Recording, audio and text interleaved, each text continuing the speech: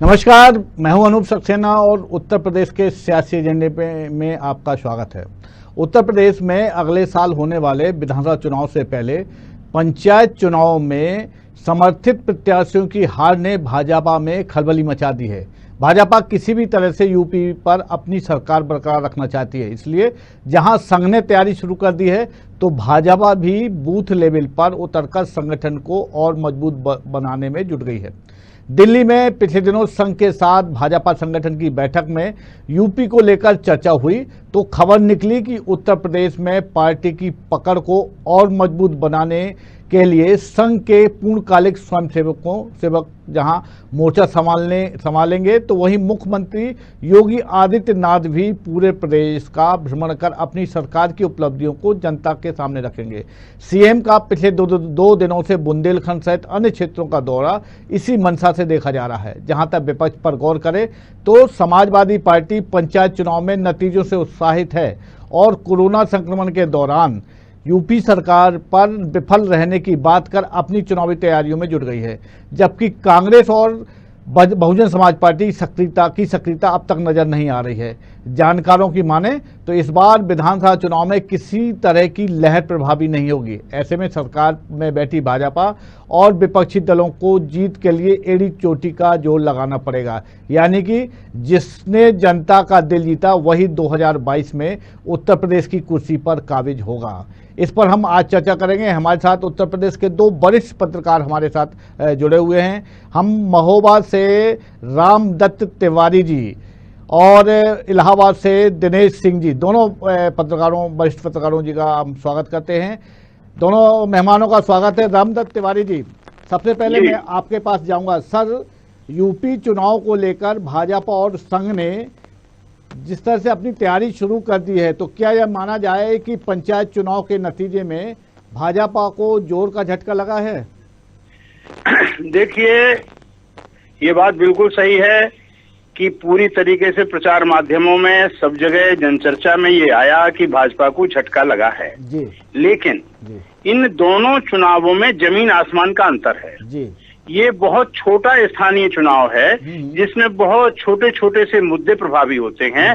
विधानसभा के चुनाव में कुछ बड़े मुद्दे प्रभावी होते हैं और उसमें राजनीतिक दल अपना ढिंढोरा पीटते हैं। सबको अपनी तैयारी करने का अधिकार है, सब कर रहे हैं। ये सत्ता में बैठे हैं और अभी तक ये आया है, जैसे आपका बंगाल का चुनाव है, बंगाल के चुनाव में सत्ता दल जीता, केरला में सत्ता दल जीता।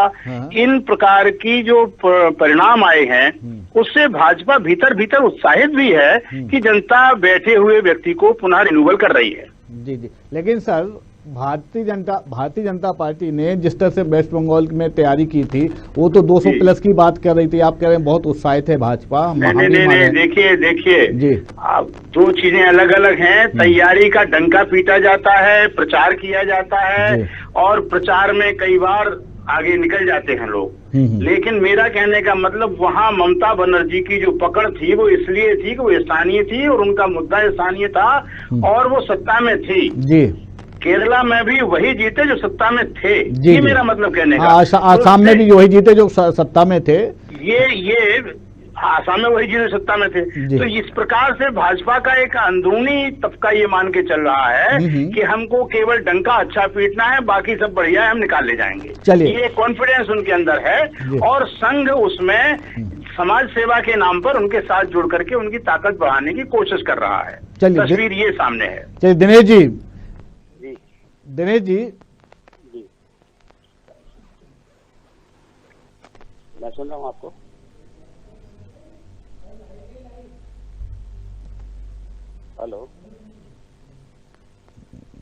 हेलो।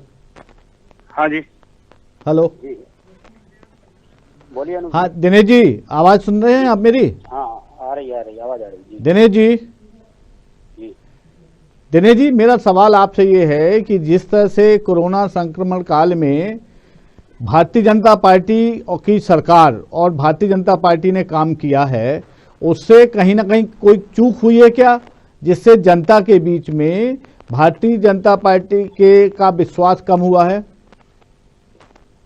अनूप जी, मुझे लगता है इसका आकलन करना थोड़ा जल्दबाजी होगा। कि जनता का विश्वास कम हुआ है या जनता का विश्वास खोया है जी। लेकिन योगी सरकार ने अपने जो आने वाले चुनाव की तैयारियां हैं वो बहुत पहले से ही शुरू कर दी थी जी जी, अभी से नहीं जी जी, और अंदर अंदर ऐसा लग रहा है जैसे कि इस बार योगी सरकार का जो मुद्दा है जी जी, भावनात्मक मुद्दे तो हमेशा से भारतीय जनता पार्टी के एजेंडे में रहे हैं जी जी, लेकिन इस बार विकास को लेकर उन्होंने काफी काम किया है हाँ हाँ, और लगातार कर भी रहे हैं। मार्च में ही आप अगर आप देखें जी जी, तो मार्च में ही योगी सरकार ने एक बड़ा ऐलान किया था हम्म, कि हम कैंप लगाकर 50,000 से अधिक युवाओं को रोजगार देने के लिए जी रजिस्ट्रेशन करवाएंगे और रजिस्ट्रेशन शुरू भी हो गया है, जी जी, चल भी रहा है। जी जी, इसी तरीके से लोक सेवा आयोग उत्तर प्रदेश में करीब 1390 पदों की भर्ती का रास्ता भी जो अभी तक बंद था उसको खोला गया। जी जी, जो टीचर्स हैं यहाँ के जो बड़ी एक मतदाता माने जाते हैं जी जी, उनके लिए भी बहुत सारी सहूलतें दी गई। इसके अलावा जो कोरोना पीरियड की भी बात करें तो कोरोना पीरियड में भी जिस तरीके से उत्तर प्रदेश का जो प्रबंधन था, जो प्रशासन की तरफ से जो पहल थी जी, वो सब जगह तारीफ की गई, यहाँ तक यूनाइटेड नेशन में भी तारीफ हुई। तो ये चीजें सब बता रही हैं कि कहीं ना कहीं बीजेपी ने इस बार विकास और स्थायी विकास के रास्ते पर चलकर अपनी बात सामने रखने की कोशिश की है और यही वजह है कि जो सर्वे आ रहे हैं, पोल सर्वे आ रहे हैं, उनमें ये चीजें सामने निकल के आ रही है कि बीजेपी बढ़त पर चल रही है। जी जी। अच्छा रामदत्त तिवारी जी, जी सर जिस तरह से मुख्यमंत्री योगी आदित्यनाथ का बुंदेल आपके यहाँ दौरा था, भी 2 दिन के दौरे में, आज भी वो गोंडा में कहीं पे हैं, इस दौरों को आप किस नजरिए से देख रहे हैं सर?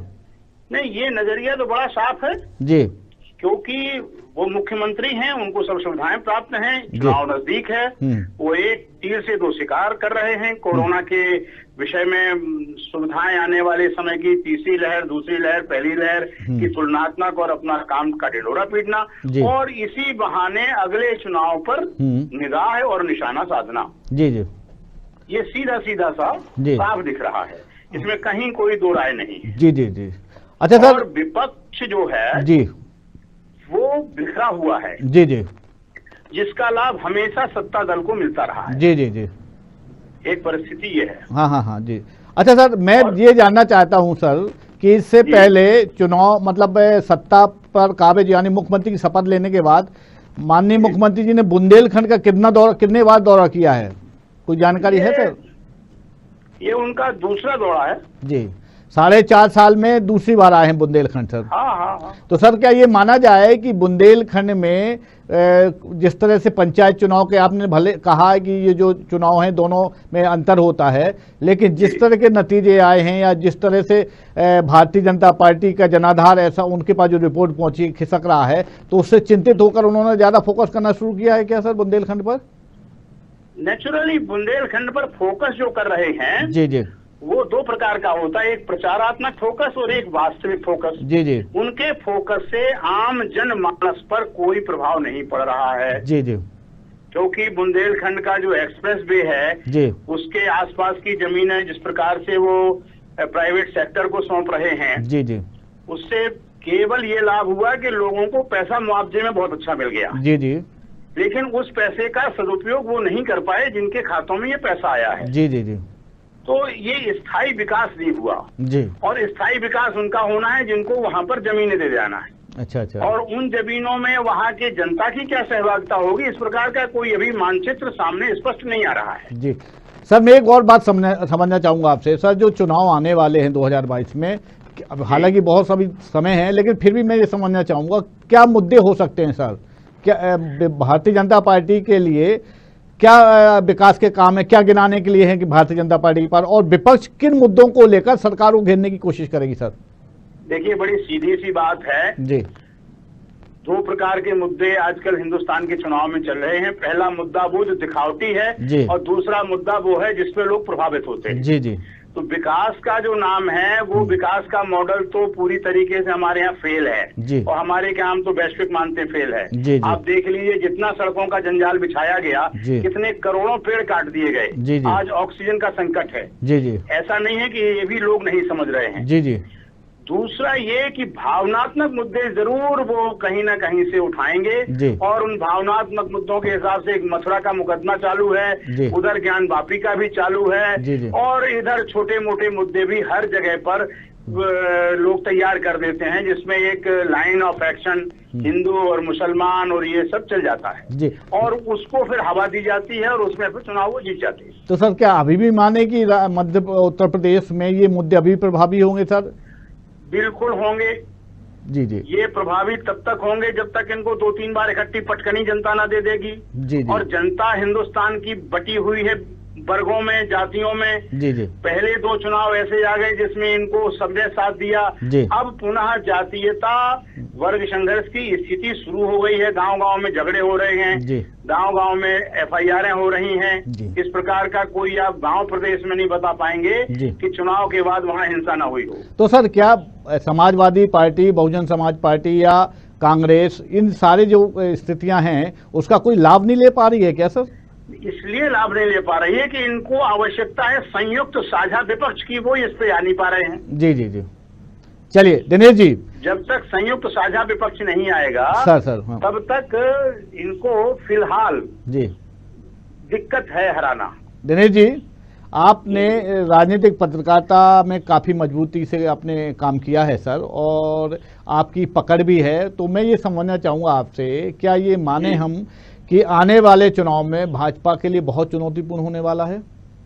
देखिए, चुनौतीपूर्ण तो हर चुनाव होता है जी, और विपक्ष उसको कितना चुनौतीपूर्ण बना सकता है ये उनकी रणनीति पर डिपेंड करेगा। विपक्ष में जहां तक सपा की बात है, सपा पूरी तरीके से OBC को आगे करके चल रही है, उसका एजेंडा OBC है। जी जी जी, BSP का एजेंडा पूरा का पूरा SC/ST है जी।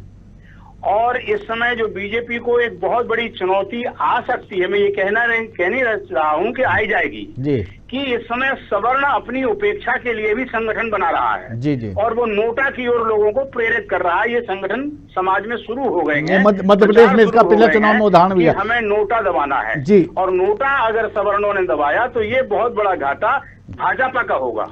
दिनेश जी, मैं आपसे ये समझना चाहता था, जो मैं ये कह रहा हूँ आपसे कि जिस तरह से चुनाव आने वाले हैं और पंचायत के जो नतीजे हुए हैं, उससे क्या भारतीय जनता पार्टी को और तैयारी की आवश्यकता है? क्या और तैयारी करेंगे, क्या करना चाहिए उन्हें? जी बिल्कुल अनूप जी, देखिए और तैयारी की जरूरत है। और जिस तरीके से पिछले कुछ चुनाव में उत्तर प्रदेश में स्थिति बहुत अच्छी नहीं भाजपा की रही है जी जी, उसको देखते हुए अच्छे तैयारी की जरूरत है जी। अब पूरी तैयारी को अगर आप देखें तो उत्तर प्रदेश में जो 3 बड़े इलाके हैं, जिसको कह दीजिए आप पश्चिमी उत्तर प्रदेश, पूर्वी उत्तर प्रदेश और बुंदेलखंड, तीनों इलाकों के लिए पार्टी अलग अलग तरीके से अपनी रणनीति बना रही है जी, और उसी विचारधारा पर चलकर वो आगे बढ़ना चाहती है जी, जैसा कि जो हमारे साथ में दूसरे मेहमान है उन्होंने भी इशारा किया इस तरफ जी जी, कि सबसे बड़ी चीज अगर उत्तर प्रदेश के चुनाव में देखने में सामने आएगी कि साझा कोई विपक्ष तैयार होता है या नहीं होता है जी जी, क्योंकि विपक्ष आप देख रहे हैं पूरी तरह बटा हुआ है। समाजवादी पार्टी भी हो सकता है कि आने वाले समय में, जो बीच में शिवपाल यादव ने कहा था कि हम जुड़ सकते हैं, जुड़ने जा रहे हैं, अगर ऐसी स्थितियां बनती हैं तो भारतीय जनता पार्टी कुछ न कुछ ऐसा करेगी कि वो जुड़ाव ना होने पाए, और उसका नुकसान समाजवादी पार्टी को होना ही होना है जी जी। कांग्रेस की स्थिति आप देख ही रहे हैं, क्या स्थितियां हैं कांग्रेस की जी जी। कांग्रेस तो अब शायद दोबारा टाइप भी न करना चाहे अपने पुराने गठबंधन के साथ में। बसपा की स्थिति सबसे ज्यादा खराब है। अगर आप देखें तो निचले स्तर पर जो उनका वोट बैंक था बहुत शिफ्ट हो चुका है, और खासकर भारतीय जनता पार्टी और RSS ने मिलकर के जो अभियान चलाया है उसके बाद स्थितियां बहुत बदल गई हैं, और उनको भी लगने लगा है कि शायद कहीं ना कहीं जो पार्टी सत्ता में रहेगी उनके साथ उनका भला हो सकता है, उनके लिए वेलफेयर की योजनाएं हो सकती हैं। तो क्या दिनेश जी, कुछ ये निर्भर करता है कि आने वाले समय में विपक्ष की स्थिति क्या है, ये उत्तर प्रदेश का चुनाव तय। दिनेश जी, 2 सवाल मेरे आपसे। तो ये क्या माने कि जो बसपा और कांग्रेस का जो वोट है वो जो जीतने वाले दल की तरफ जाएगा क्या? दूसरा सवाल ये है सर कि पिछली बार भी बहुजन समाज पार्टी और समाजवादी पार्टी ने एकजुट होकर चुनाव लड़ा था, लेकिन फिर भी वो भाजपा को हरा नहीं पाई थी। तो इस बार अगर आप, जैसे तिवारी साहब बोल रहे हैं और आप भी उसी बात को, उसी लाइन को आगे बढ़ा रहे हैं, अगर संयुक्त मोर्चा होता या दोनों दल मिलकर काम करते हैं, लड़ते हैं, चुनाव लड़ते हैं, तो क्या उन्हें आसानी होगी क्या इस बार भी? या ये कहें जी, अगर संयुक्त मोर्चा इनका बनता है तो भाजपा के लिए एक बहुत बड़ी चुनौती होगी, लेकिन हमारा जो पिछला अनुभव है वो बहुत सकारात्मक नहीं है, और इस अनुभव को यहाँ की जनता है, जो हमारे मतदाता हैं, वो भी समझ रहे हैं। अब मतदाता उस तरह का मतदाता नहीं रह गया कि अपना सिर्फ जाति देख करके, धर्म देख करके ही अपना वोट करें। उसके अंदर ये अवेयरनेस हो गई है, वो खुद सत्ता पाना चाहता है। वो नहीं चाहता कि हमारे जो लीडरान है उसी की तरफ देखें। उसके छोटे छोटे इंटरेस्ट है, उनको पूरा करना चाहता है। तो जाहिर सी बात है, अगर अपोजिशन बहुत तगड़ा बन गया, अच्छा बन गया और जनता का विश्वास हासिल कर गया, तो बीजेपी के लिए बड़ी चुनौती हो सकती है। दिनेश जी, क्या ये माने कि एंटी इनकम्बेंसी जैसी स्थिति हो सकती है कि अब सरकार के खिलाफ इस बार चुनाव में? देखिए, वो तो हमेशा रहती है, एंटी इनकम्बेंसी का जो फैक्टर है वो हमेशा रहता है। लेकिन यूपी की स्थितियां इस मामले में थोड़ा अलग हो रही हैं। हाँ। यहाँ पर जो जनता बार बार देखती है कि हमारे पास विकल्प क्या है, जिसको भारतीय जनता पार्टी भी प्रचारित कर रही है कि विकल्पहीनता की जैसी स्थिति है। तो जब तक जनता इसका मजबूत विकल्प नहीं देख लेगी, तब तक मुझे लगता है ये फैक्टर उतना प्रभावी यूपी में नहीं होने जा रहा है। चलिए, मैं रामदत्त तिवारी से भी समझूंगा पहले, लेकिन दिनेश जी अब मैं ये मुझे बताइए, जिस तरह कोरोना संक्रमण काल में सरकार ने काम किया है और जिस तरह से उस पर आरोप लगाए, विशेषकर समाजवादी पार्टी ने जिस तरह से आरोप लगाए, उससे क्या जनमानस में कुछ सरकार के प्रति या भाजपा के प्रति कुछ बदलाव हो सकता है क्या सर? अनूप जी, मुझे नहीं लगता कि बहुत ज्यादा बदलाव हो सकता है। जो यूपी की स्थिति आप कोरोना से लड़ने में देखिए, यूपी सरकार की जो स्थिति है दूसरे राज्यों की तुलना में बहुत बेहतर है। मैंने आपको पहले बताया कि यूनाइटेड नेशन तक ने उसकी तारीफ की। हाँ, बिल्कुल बिल्कुल। जनता इस चीज को समझ रही है जी।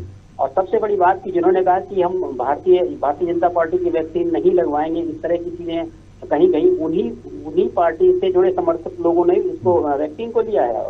वैक्सीन को लेकर मारामारी हो गई। तो ये जो कोरोना को लेकर जो फैक्टर है कि मिसमैनेजमेंट था या मैनेजमेंट अच्छा नहीं था, वो मुझे लगता है कि चुनाव में मुद्दा नहीं होगा। तो जो समाजवादी पार्टी का सो कॉल जो विजय बता रहे हैं कि हम बहुत पंचायत चुनाव में हमने बेहतर काम किया है, प्रदर्शन किया है, तो उनकी खुशी ज्यादा दिन तक नहीं रहेगी क्या सर? और मुझे लगता है जैसे कि तिवारी जी ने पहले स्पष्ट किया था कि जो आप अगर ग्राम पंचायत के चुनाव की बात करें तो वहाँ के मुद्दे अलग होते हैं और वोट बैंक उनका इतना कम होता है कि उसको लेकर के बहुत हम स्पेकुलेशन नहीं कर सकते कि विधानसभा चुनाव में स्थितियां वैसी ही बनेंगी। तो उसका बहुत फायदा मुझे नहीं लगता कि समाजवादी पार्टी या दूसरी पार्टियों को होने जा रहा है, क्योंकि इसके बावजूद बीजेपी का जो कैडर है वो इतना मजबूत है इन अन्य पार्टियों की कंपैरिजन में, तुलना में, कि बीजेपी हमेशा बेहतर स्थिति में फिलहाल दिख रही है। ठीक है सर। रामदत्त तिवारी साहब, जिस तरह से दिनेश जी कह रहे हैं कि बहुत ज्यादा मायने नहीं रखता, लेकिन सर जब पंचायत चुनाव में जो एक वेव चली, यानी समाजवादी पार्टी के समर्थित प्रत्याशी ज्यादा जीते हैं, तो एक माहौल बनता है, लहर बनती है सर, या इस तरह से एक बात नहीं, ये लहर जो आप कह रहे हैं, दिनेश जी बिल्कुल सही बात कही दिनेश जी ने, मैं समर्थन करता हूँ। लेकिन अभी जो ये लहर बनाने की बात चल रही है पंचायत चुनाव की, ये अभी आप देखिए कि जो ब्लॉक प्रमुख और जिला पंचायत के अध्यक्ष बनेंगे वो सब बीजेपी का झंडा लेके चलेंगे। अच्छा, सब खरीद लिए जाएंगे। जी। लेकिन खरीदना और जिस समय वो सब बीजेपी का झंडा लेके जिला पंचायत अध्यक्ष और ब्लॉक प्रमुख चलेगा, वो लहर खत्म हो जाएगी। अच्छा, ये माने कि समाजवादी पार्टी के जो उनकी खुशी का है वो बहुत ज्यादा दिन तक नहीं रह सकती सर, नहीं रहने वाली है। और समाजवादी पार्टी ये माने कि जो समाजवादी पार्टी खुश हो रही है वो ज्यादा दिन नहीं टिकेगी। दूसरा ये कि समाजवादी पार्टी या अन्य विपक्षी दल को और मेहनत करने की जरूरत है सर। नेचुरली मेहनत तो सबको करना पड़ेगी जी। अच्छा सर, अंतर यह है कि किसी की मेहनत सफल होगी, किसी की विफल होगी। मैंने जैसे सर दिनेश जी से सवाल किया, बात की, जानना चाहा, आपसे मैं जानना चाहूंगा कि एंटी इनकम्बेंसी जो फैक्टर होता है सर, इस चुनाव में क्या भारतीय जनता पार्टी को उससे जूझना पड़ेगा क्या सर? नहीं पड़ेगा, इसमें कोई दो राय नहीं। ये जो इनकम्बेंसी का फैक्टर होता है, देखिए वो तब काम करता है जब डिफेक्शन प्रभावी हो जाए। बिल्कुल। बंगाल में डिफेक्शन हुआ लेकिन वो कुछ नहीं कर पाया। जी। यहाँ का डिफेक्शन, क्योंकि जिनको टिकट नहीं मिलेगा वो छोड़ेंगे, दूसरी जगह जाएंगे, कई प्रकार की स्थितियां बनेंगी, वो कितना इफेक्टिव होता है इस पर बहुत कुछ डिपेंड करेगा। और वो तभी होगा जब कैंडिडेट डिक्लेयर हो जाएंगे। इसके पहले इस पर कुछ कहना बड़ा कठिन कार्य है। लेकिन बंगाल की स्थितियां दूर थी, बहुत हद तक ये था कि बाहरी आदमी आकर हमारे बंगाल पे कब्जा करने वाले, लेकिन उत्तर प्रदेश में ऐसी स्थिति नहीं है ना सर। उत्तर प्रदेश में ऐसी स्थिति नहीं है। लेकिन मेरा कहने का मतलब यह है कि जब आदमी दल छोड़कर दूसरे दल में जाता है वो कितना प्रभावी होता है। बंगालियों ने तो उसको बुरी तरीके से पराजित किया लेकिन दूसरी जगह पर लोग उसको हार पहना देते हैं जल्दी कि हम इनसे नाराज हैं, ये हमारे साथ आ गए। तो ये इनकम्बेंसी का तो पूरा का पूरा खाका तभी खिंचेगा जब टिकट फाइनल हो जाएगा, लेकिन सर, उसी समय फटाफट चलेगा। आप जिस तरह से कह रहे हैं कि नाराजगी कार्यकर्ताओं में या नेताओं में नाराजगी होगी और दल बदल सकते हैं, वो ये काम तो सर भाजपा में भी सत्ता दल भारतीय जनता पार्टी है, और उनमें अगर उनको टिकट कटते हैं, उनके लोगों को अगर अलग किया जाता है, तो वो निश्चित तौर पे दूसरे दल भी उनको अपने साथ खड़ा कर सकते हैं। ये तो वो समय कितने प्रभावी होते हैं, ये देखने की बात है। जी जी दिनेश जी, मेन चीज यही है कि जिनको भाजपा टिकट नहीं देती, भाजपा ने अगर कह दिया ये भ्रष्ट हैं और ये हैं, जनता ने स्वीकार कर लिया। दूसरी तरफ उनका एक जनाधार है और जनाधार को विपक्ष ने ले लिया, तो विपक्ष को उसका लाभ मिल जाएगा। दिनेश जी, पिछले रविवार को दिल्ली में राष्ट्रीय स्वयंसेवक संघ और भाजपा नेताओं की बैठक हुई, और उसमें उत्तर प्रदेश चुनाव को लेकर चर्चा हुई, और पंचायत चुनाव में उनके जो समर्थित प्रत्याशी हारे उसको भी लेकर गहन मंथन हुआ, और फिर एक रणनीति बनी कि जो पूर्णकालिक है उन्हें पूरी तरह से क्षेत्र में भेजा जाएगा। भारतीय जनता पार्टी के पूर्णकालिक पूरे देश में काम कर रहे हैं, और उत्तर प्रदेश में भी काम किए, पिछली बार के चुनाव में, उससे पहले के चुनाव में भी पूर्णकालिकों ने काम किया है। लेकिन क्या हम ये माने, अब तो सरकार, तब तो सरकार में नहीं थी, इस बार सरकार में है, तो क्या माने सर कि कहीं ना कहीं चूक हुई है भारतीय जनता पार्टी सरकार से, जिसके कारण एक फिर से पूर्णकालिकों को और अधिक तेजी से लगाया जा रहा है? सर बिल्कुल, देखिए ये चूक तो हुई है, और ये इस चीज का मंथन भी आरएसएस के साथ में जो बैठक की उसमें किया गया है, और उसमें जो हमारी जानकारी है बहुत सख्त निर्देश भी दिए गए हैं नेताओं को, और लगातार विजिट हो रही है। जो मुख्यमंत्री के द्वारा निर्देश दिया जा रहा है, अलग अलग जिलों के जो प्रभारी मंत्री है वहाँ पर लगातार जा रहे हैं, दौरे कर रहे हैं, खुद मुख्यमंत्री जगह जगह जा करके दौरे कर रहे हैं, और ये अन्वेषण करने की कोशिश कर रहे हैं, पता लगाने की कोशिश कर रहे हैं कि चूक कहाँ पर हुई है और किस तरीके से उनको दुरुस्त किया सकता है। लेकिन जैसा मैंने सबसे पहले कहा कि बीजेपी का जो एक कैडर है, जो आरएसएस के साथ में मिलकर के जो उसका एक संगठन है, वो बहुत मजबूत है, और बहुत जल्दी उसको पिकअप करता है अपनी कमियों को, और उसके बाद में उसको कोशिश करता है पूरी करने की। तो अगर इस कोशिश में वो कामयाब रहा तो बहुत नुकसान बीजेपी का नहीं हो पाएगा, ऐसा आकलन अभी भी लोगों का है।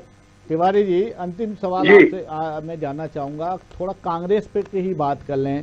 एक बहुत बड़ा राष्ट्रीय दल था, उत्तर प्रदेश में वर्षों उसने सरकार चलाई है, लेकिन कुछ दिनों से, कुछ सरकारों में वो बहुत, उसका प्रदर्शन बहुत पीछे।